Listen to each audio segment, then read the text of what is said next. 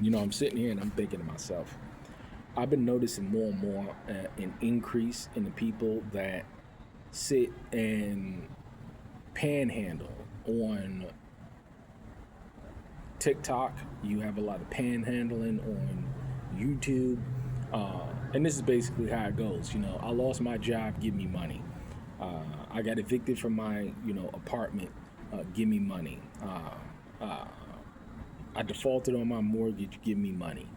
Uh, we're seeing an epidemic of people that are opening up GoFundMe's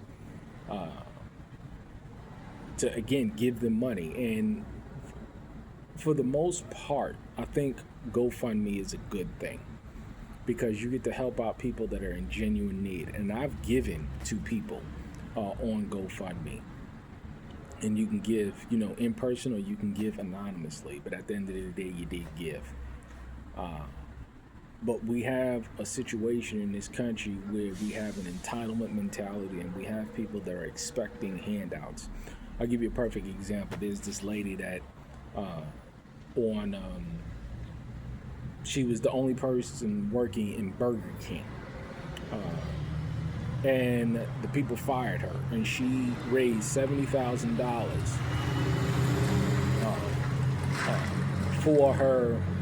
for her children. She's a single mother with multiple children. And I say, well, $70,000, that's great, but that's not going to solve her problem long term. And by giving money to people that are just panhandling, because again, it's an epidemic. Look on TikTok, everybody's begging for money. Everybody's begging for cash apps. Everybody it's to the point where you look on people's profiles and one of the first things they have is their cash app on their profile. Why are people doing this? Because people are continuously, they're expecting handouts. They want somebody to give them something simply because they exist. And this is not going to solve these people's problem. Just because this woman got $70,000, it's not going to solve her problem. The problem is systemic, and it's rooted in laziness, apathy, and people that just don't want to work.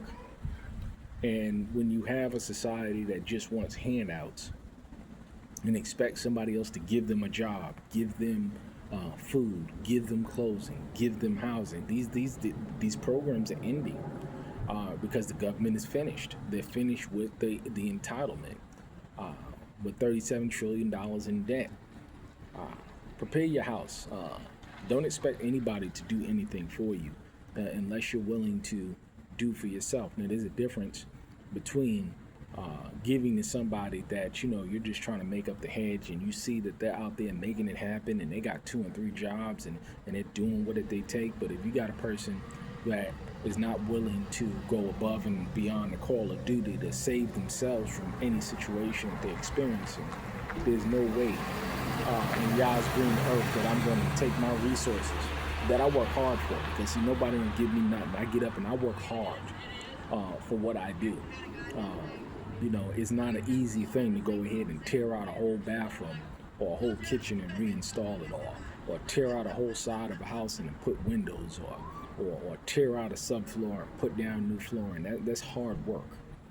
And this is why people can't understand where you come from, because they're not willing to work hard themselves.